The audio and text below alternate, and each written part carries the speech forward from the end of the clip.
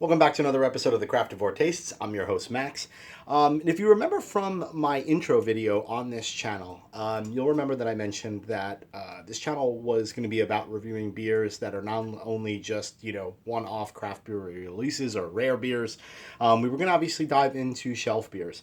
And that's where we're at today. So we're going to be diving into a beer from Sam Adams. This is Sam 76. So I was at my local bottle shop just earlier today and came across this. I realized it's a new release from Sam Adams. And it caught my eye for a couple of reasons. The first and most important one, I didn't get it. I literally read the back of the beer, and it basically says that Sam 76 is a perfect union of lager and ale, giving you a craft beer with the flavor of an ale and the refreshment and the crisp finish of a lager. The result is revolutionary. Huh. How can a beer be an ale and a lager? Didn't really understand that, didn't really get it, unless maybe they were blending? I don't know. So I did a little bit more research, and apparently on Sam Adams' website, it basically tells you that this beer was actually brewed with two yeast strains. So an ale yeast strain and then a lager yeast strain in some form of veiled revolutionary brewing process. I don't know. The first thing that comes to my mind when I think of this beer or I read about it and read about how it was made is why.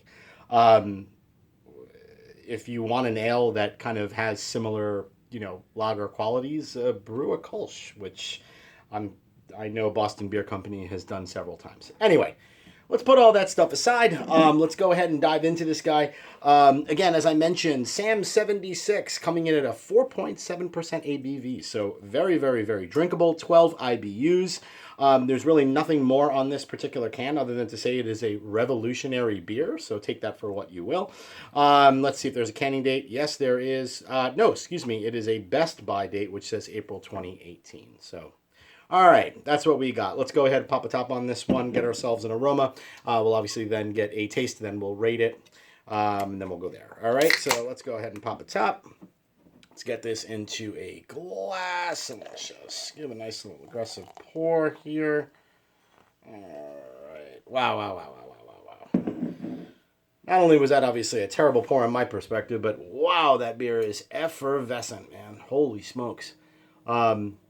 Not exactly the best pour job there for me, but I mean, hey, a tremendous, tremendous amount of head, loose bubbles, very, very almost borderline effervescent. Beer is coming in an extremely light straw yellow color. Extremely, extremely light in terms of, I can already tell just from looking at it from a body perspective, at 4.7% ABV, obviously it's meant to have, I guess, the crispness of a lager. Looks super, super light. Let's go ahead and just try to kind of top this thing off just a little bit more. Put this guy right there. All right, let's go ahead and get ourselves an aroma.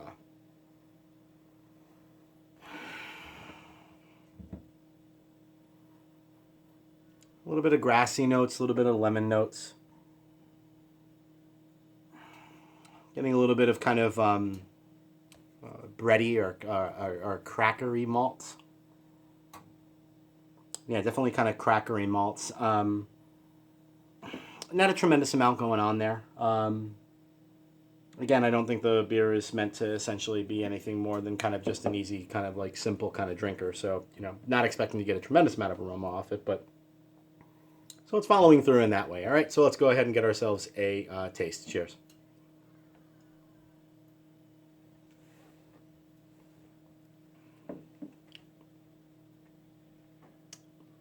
Hmm. Whew. Yeah. All right.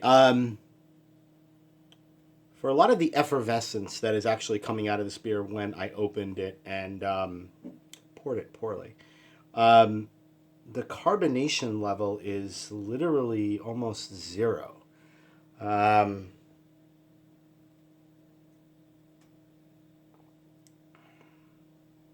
don't know if that was intended, but the carbonation level is extremely, extremely low. Um, it's odd, obviously, that when I poured it, it did show a lot of effervescence from a head standpoint. Um, but oh man, wow, that's not good. In terms of the taste, I'm honestly getting a tremendous amount of water, to be perfectly honest with you. Extremely, extremely muted, very, very watery. There really isn't any kind of discernible flavors as you're kind of tasting through this beer that you would get in the nose. Like I said, I got a little bit of lemon off of it. Let me go ahead back and try to get a little something here.